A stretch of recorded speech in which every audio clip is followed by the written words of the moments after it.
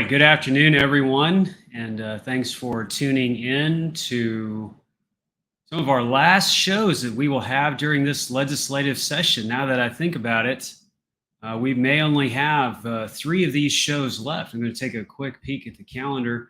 The 11th session ends on the 29th, so we will go until the end of the legislative session. Would truly appreciate any of the feedback that you all continue to put into our comments and to our suggestions of how we can do a better job and continue to inform our members.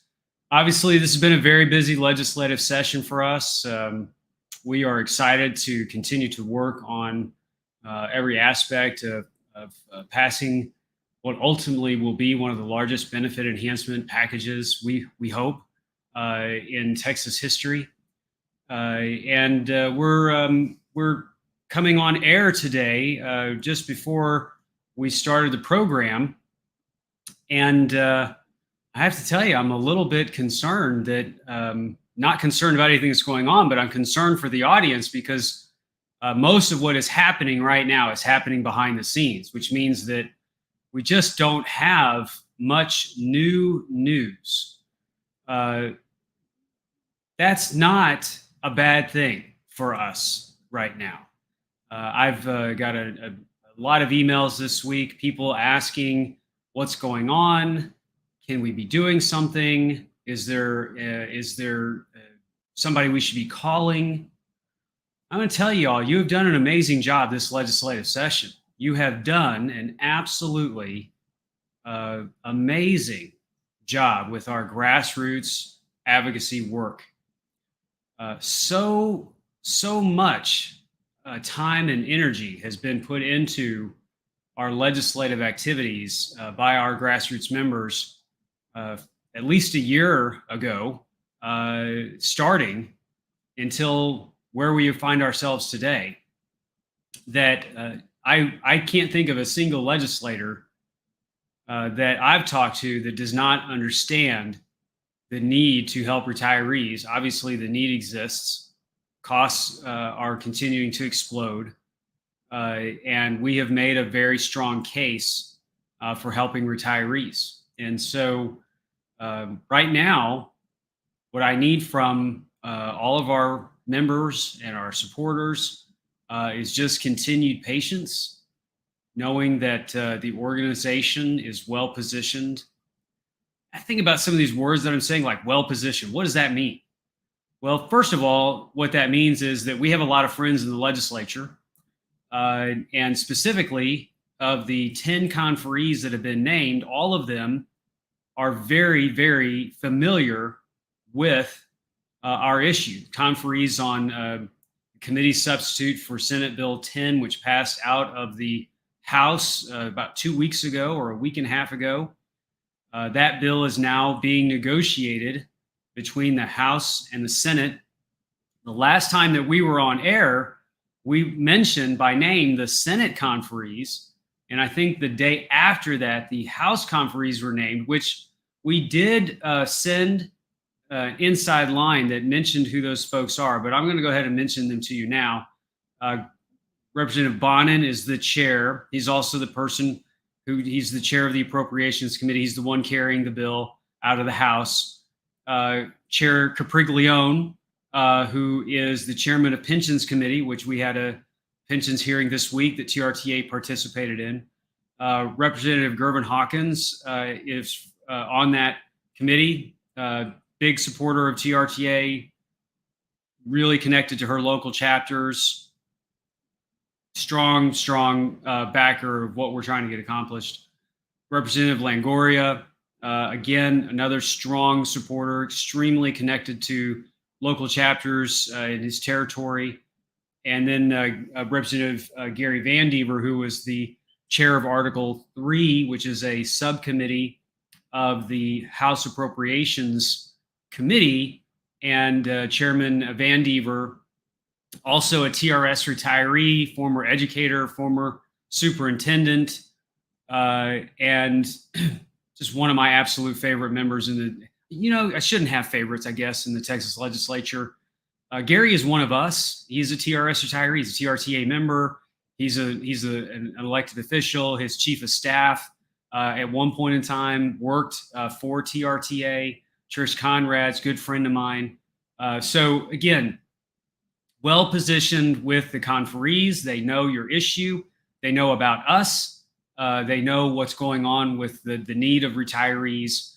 And so those members, along with the Senate conferees, again, I don't have that list in front of me, but I do know that last week we talked about the Senate conferees.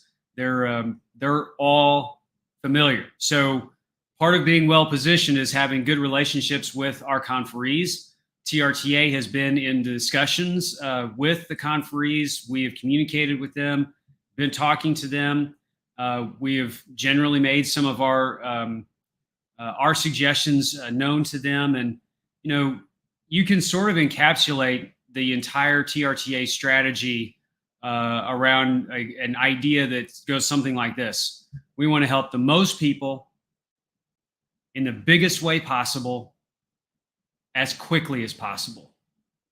And so just kind of breaking that down again, as we've talked about in other shows, helping as many people as possible. Obviously, there are 475,000 TRS retirees. Our most senior retiree is over 108 or 109 years old. Some of our more recent retirees may be in their early 60s, late 50s. And so in that 50-year difference, you have inflation that has hit all of these folks at various levels. Inflation is high for everyone. If you've been retired longer, you've had more inflation and fewer increases, and it's kind of compounded. More recent retirees have certainly had inflation. We've talked about, again, on this show together, that there isn't a single retiree that's been retired for anything less than a year who hasn't had an impact on their retirement benefits. In fact, by our calculation, even someone who just retired a year ago has had about a 14% loss on their purchasing power because of this record inflation. And we feel that in every aspect of our lives. And so we're trying to help the most people that we can. And that is a major focus. Obviously, on the table, as our retirees know, you have the cost of living adjustment, which will permanently increase retirement benefits for our TRS retirees. And then you have the stipend check. We did a show one time about nomenclature and the difference between the stipend, the supplemental payment, 13th check. I'm not going to get into all that right now, but most of you have been following this. You know that there have been two recommendations on these checks. One amount is $7,500 for any retiree 75 and over. The other recommendation was a $5,000 check for all retirees 70 and over. We think the legislators are taking particular interest in that part of the discussion. Obviously, there is a difference between the House and the Senate, but my guess is that there are some deep negotiations about what is the target for trying to help retirees. For example, the COLA that's included in one version of the bill, the bill that actually is being submitted by the House has a 2% raise for a certain group of retirees. And a 2% raise, while it's certainly a raise and it's going in the right direction, obviously it's not very much. And so can we find a way to include more people to get that extra check? And can we try to find a way to increase those amounts? This 2%, whether it's the 2% or the 4% or the 6%, whatever those percentages are in the bill. TRTA has been working with all elected officials and communicating with people that, to the extent that we can continue to find ways to improve this, let's try to, move those targets up, which kind of gets to the second item that I talked about a few minutes ago. And that is, not only do we want to help the most people, we want to help in the biggest way possible. And so as an organization, TRTA has all session been talking to our budget writers, to our leaders in the legislature, to members in the legislature about having the most impactful difference. And again, you and I have shared together on these programs that we're making big progress this session. You're talking about percentages of loss in buying power that exceed, they're in the double digits for the most recent retirees, and go as high as 34 or 35% for some of our more senior retirees. This legislative session is going to be a major step, a big step in a direction to helping improve the lives of our retirees. But as we've testified in committee before, we didn't get here overnight. We're not going to fix this overnight. Let's do everything that we can, this session, and then get focused on trying to do more. Just every now and then, I try to sneak a look at some of those comments, and I'm seeing them come in both on Facebook. See, my friend Craig Campbell is here. Thanks, Craig, for being here. I see a comment from Mary Ann Flores on Facebook saying we all need 6% or more. We all do need 6% or more. I completely agree. Again, we've got about 2.5, 3 weeks left of this legislative session. Everybody has got the pedal to the metal. We're working for that as much as we can, and I hear you loud and clear. And so, again, good comments. Keep them coming. I want this to be a place where our members know that we are seeing your feedback, and we are taking that information to elected officials and sharing it with them, because that is what is important. And so that's what we're going to continue to do. I saw a comment, Mary Ann, you're very welcome. I saw a comment from Phyllis. Says, we all need help, COLA, and then repeal the WEP and the GPO. All right. When this legislative session is over and we all catch a little break, the work that we've been doing, again, largely behind the scenes, and we've all developed such a good relationship here that it's a lot easier to talk with you as not only TRTA members, but having a dialogue conversation with friends. There's a reason that I picked this background. And this background, for those of you who do not know, is the United States House Ways and Means Committee. This is the desk that I have sat at before. That's probably poor grammar, so somebody knock me for that if you want to in the comments.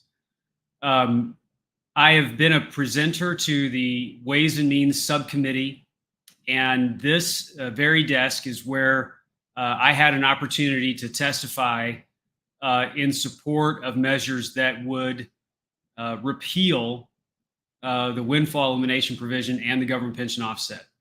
TRTA is very fortunate because we are such a large organization, and because we are respected, because our members are respected, and because, again, we continue to build a strong, large, active membership. TRTA has been invited to testify on many occasions to our leaders in the United States Congress.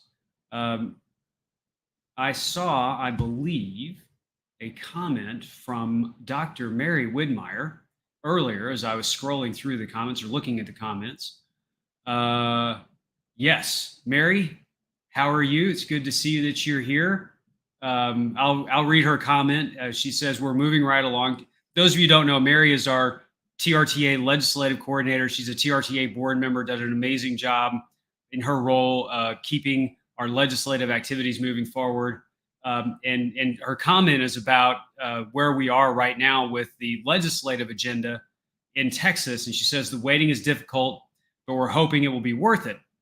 Now, the reason that I point this out is because Dr. Widmeyer has been one of our TRTA members that was an invited spokesperson speaking about how the windfall elimination provision specifically is harmful to TRS retirees. Again, I've had several opportunities to go there. We've had some other TRTA members in the past do this. And it's hard to overstate how much we all dislike the unfair windfall elimination provision and the egregious government pension offset, especially when you're on live social media. I always want to say TV, but I cannot change or redact my comments. But I will say that these two provisions are some of the most harmful public policy measures that the government has towards our public servants and largely towards educators and retirees. And I think that the only reason that the WEP and the GPO are not cited more often for why people do not want to get into the profession of education is because most of the time people don't hear about WEP or GPO until after they've been in education for 10 or 12 years and they start thinking a little bit more about, oh, well, I'm going to start planning. This is my career. I'm going to, start getting a little bit of a nest egg built up as much as I can. And then all of a sudden they find out there are these two horrible provisions called the WEP and the GPO that will someday impact them because we decided, this person decided to be an educator. And so in the pensions committee earlier this week, I saw several of my friends who represent firefighters in Texas and police in Texas, another group of public workers that are adamant about the repeal of the WEP and the GPO. And y'all, as sure as I'm sitting here talking to you now, as sure as this background is the Ways and Means Subcommittee on Social Security, I can tell you that we have been working on WEP and GPO even while the state legislative activities are going on. We have testified to that. We have helped pass a measure, a resolution that's on the governor's desk that is the Texas congressional delegation. I'm sorry, the Texas legislative delegation calling on our congressional members to fully repeal the WEP and the GPO. We have commitments from state leaders to help add more power to our voice on why WEP and GPO are bad. I would very much like to see WEP and GPO getting a much higher level of national attention as bigger elections across our country start moving forward. And I had some intention to turn this entire program into WEP and GPO conversation, but for the sake of not wanting to belabor that too much, I'll just repeat some of the things that a lot of you know and some things that maybe you don't. And that is that every state in the union has someone who's affected by some public servant affected by WEP and GPO. I believe that Congress can do a lot to make things better now while we are also working on fixing the overall issue, and that is essentially just getting rid of the WEP and the GPO in their entirety. And so, we can have a fully fleshed out policy suggestions that our congressional members can be pursuing and making life better for all TRS retirees here in Texas, as well as our friends in Massachusetts and California, in Illinois and Missouri and Nevada, and so on and so forth. And so that's probably the direction that these programs are going to start moving after the state legislative session is over. We may not be doing one every week, but we may be doing one at least once or a couple times a month, talking about what we are doing and how we are pursuing the WEP and GPO. I'm not going to lie to anybody. The WEP and the GPO is difficult. I mean, obviously, it's been around for 40 years. Congress is far more educated. They are running out of excuses. It's either they want to fix it or they don't. That is the bottom line. They either want to fix it or they don't. And if they don't want to fix it, then they shouldn't want the job. And so educators and retired educators really are going to need to pursue our congressional members aggressively and get a commitment that they are on board with helping our retirees. Just think, and I know that everybody didn't agree with some measure that would have given retirees some relief on the windfall elimination provision. If we had a Congress that would have passed what TRTA was working towards in this last December, y'all would have an extra $150 in your Social Security checks by now for the rest of your life, and they would have been indexed to inflation. And the raises that are occurring with part of Social Security would have started coming back to you. You wouldn't have been everything that you would have lost, but it would have been a lot. It would have been a lot of the money that it's yours. And so, we have a lot of work that needs to be done, but we are going to pursue that until we win. And so, I appreciate the comments that I'm seeing on social media. Those of you that have said, well, why is it that you send these emails out talking about the COLAs and everything else? I hear you. Please understand. I get your emails. I read all of the emails, and I may not respond to all of them, but you're sending them to me, and I'm reading them, and I know that, and just being, very open with our friends here on this program, I probably get 3 emails about WEP and GPO for 1 email about anything else. So it really is an item that we all care about. And so please, get a little bit of a break, get a snack, get some water.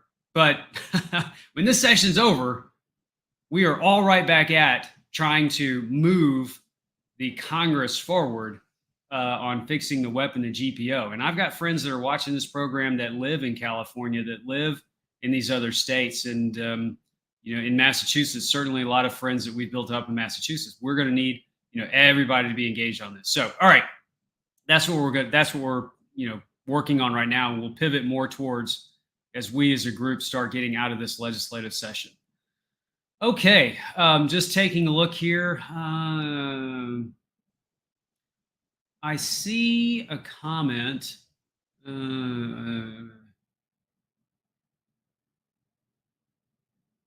There's several comments that have kind of talked about CPI catch-up. I definitely think that doing something that would be tied more towards the consumer price index would be a direction that all of us would like to head. We're going to have more communications and conversations about revenues, and the reality is that the markets are not helping right now. And I can check and just take a well, it'd be sort of fruitless to, I guess, look and see what they're doing today. But markets have not been real good to TRS over the last year and a half. We had a down year last year, and we had gains that helped cover those losses. And if the markets continue to be a little up and down, it's going to make things more challenging. So obviously, when the legislative session is in town, we do everything that we can to get as much as we can, as fast as we can, and know that we're on course right now to win pretty big.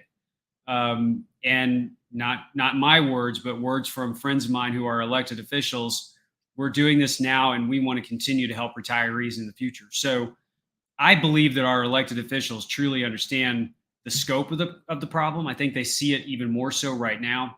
And so, that's what we're going to continue to work on, but potentially tying something to a consumer price index, a catch-up style plan like we have in the mid 90s into the early 2000s would certainly be ideal. And so I don't think we're going to see that this session because, I think those parameters have been set, but we're definitely moving forward. So,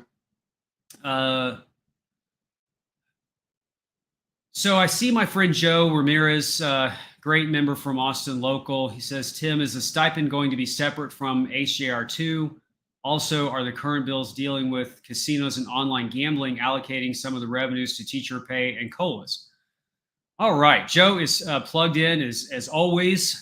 So since I see this comment on the media, I'm going to go ahead and answer it. The first one, is that in the talking about the HJR, if you all recall, the measure that we had out of the Senate or out of the House had an HJR that said that whatever the benefit enhancement was going to be, it was going to require a vote in November.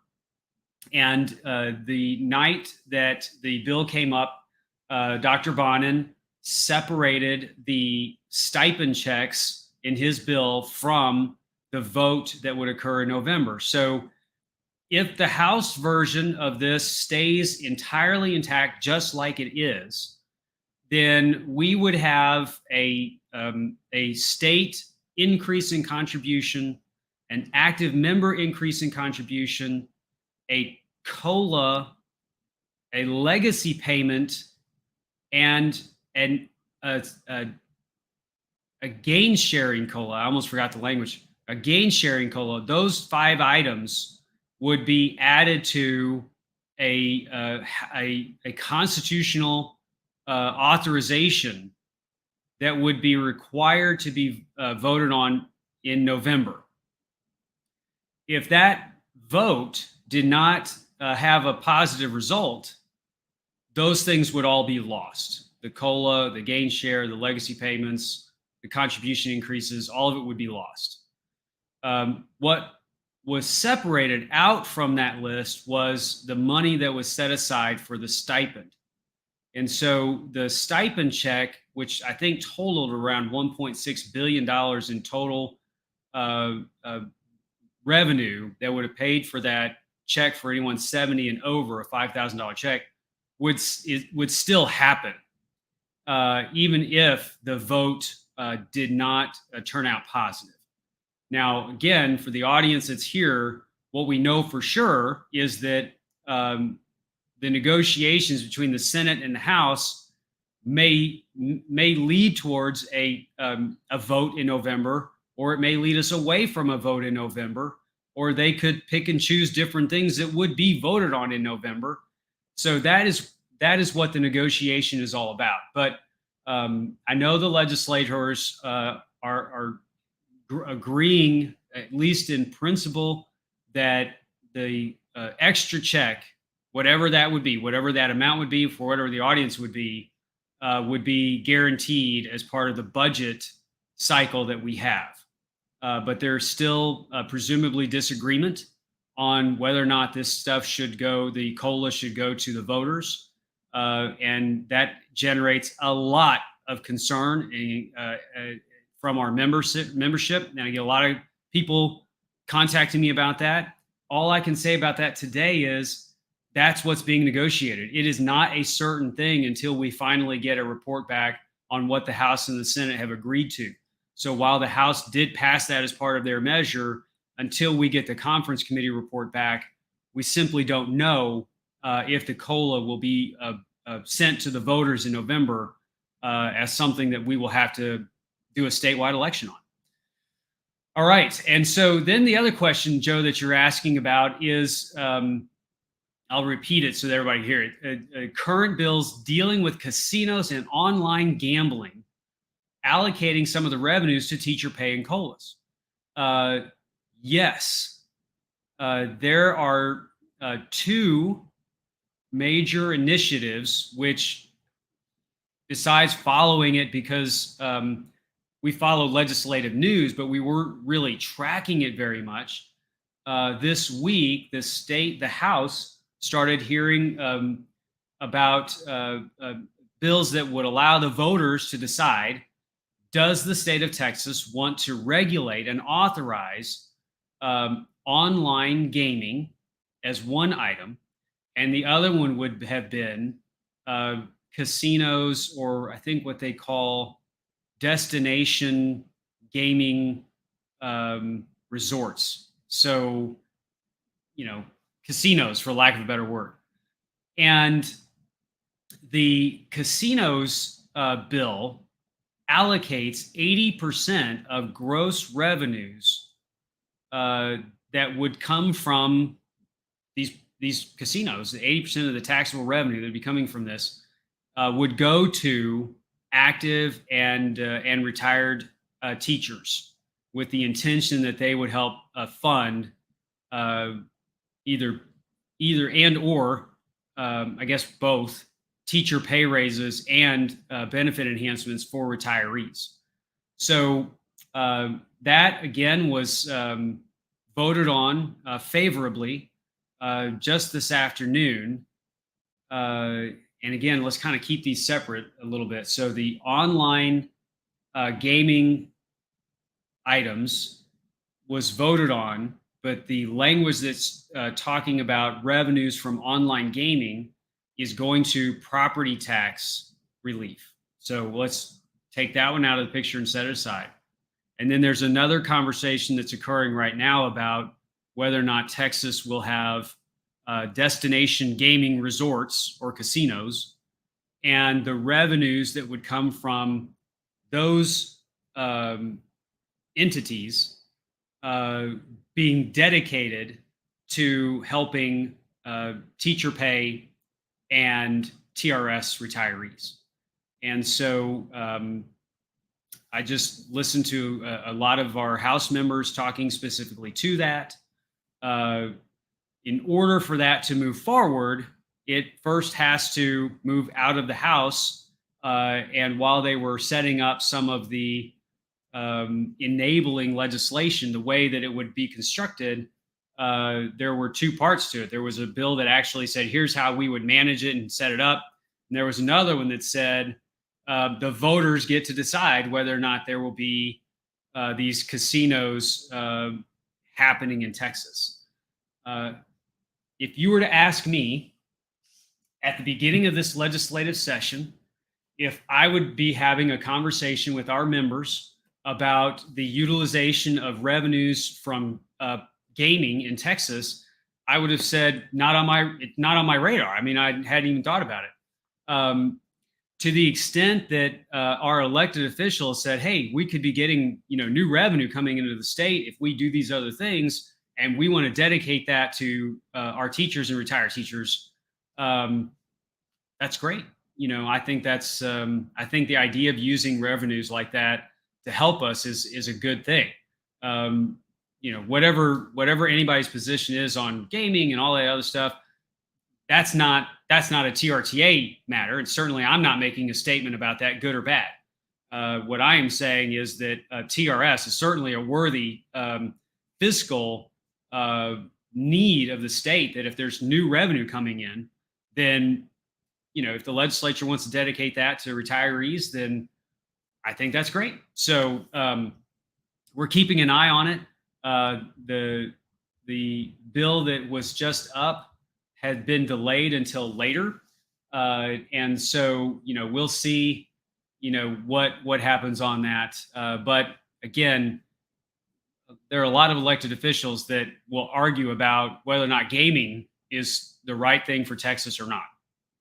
Very few legislators are going to argue about whether or not any revenues that could come from a new revenue source being dedicated to help teachers and retirees is a bad thing. And a lot of folks, agreed to that position, and it became part of the conversation. So I think that was really nice. Let's see, a couple comments coming on that, which I figured there was probably going to be a few comments coming in on that. And I may read through some of those as we get through the week, and appreciate anybody weighing in on this. That's all part of the discussion in this legislative session. As somebody said, let's see, Nancy Walker said, so much still to vote on. That is 100% accurate. And so it's, y'all are doing so much for me right now. You're really helping me out, because I'm reading your comments and I feel like I'm engaged with our TRTA members. And a lot of times when I go to visit folks in our local chapters, I will say that, you're recharging my batteries.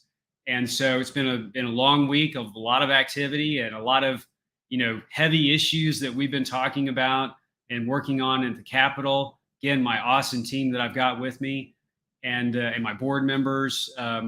We had one night this week where our board members were doing a huddle up conversation late into the night. I think it was 8:30, 9 o'clock, maybe 9:30. It was an evening, and these folks are volunteers, and I love my board. They're amazing. They do a great job, great leaders for all of you in the state, and so they put in the time. That's for sure. So anyway, y'all are charging up my batteries. Yeah, I appreciate that.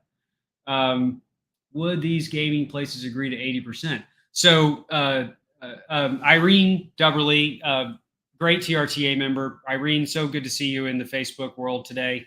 I think if they wanted to have the gaming regulatory items, they would have to, because if they set this up the way that they're talking about doing it right now, then it would be constitutionally required that those funds would flow into those two funding patterns, with TEA being active teachers and retired teachers. So, that would be the rule. And so the money would come in, you'd have to do that, and it would go to us. So yeah, that's the way it would be set up. All right.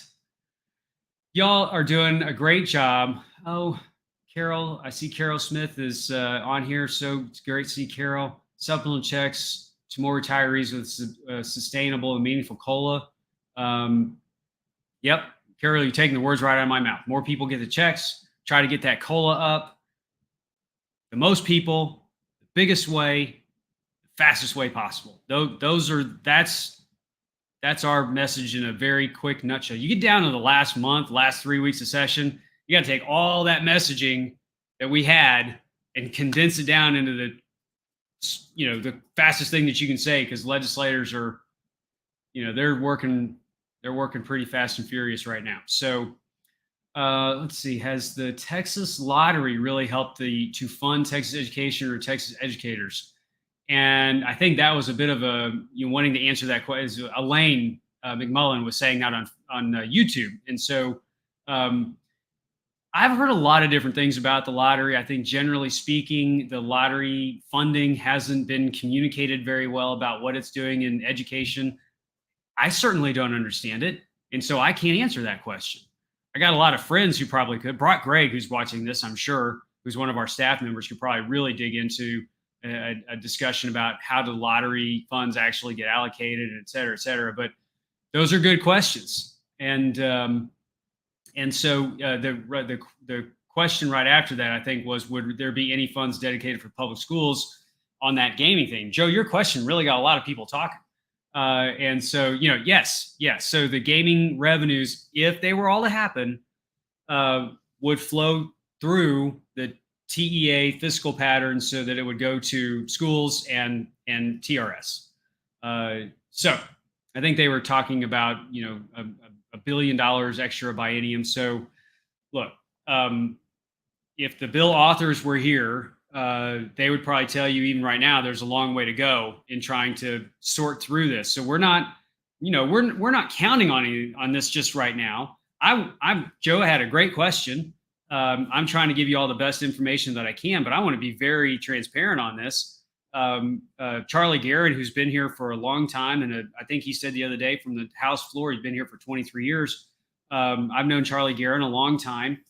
He's kind of the lead author on this measure, that if the voters had a chance to vote on it, if the legislature actually authorizes that, he would probably tell you, along with Ed Kemple, who is doing a great job, that there's still a lot of room to go on this. So I'm grateful that if they're targeting new revenue, one of the first places they're thinking about is, let's target it to help retired teachers. Whatever that revenue is. Revenue for us is revenue. The state gets a lot of revenue from different areas.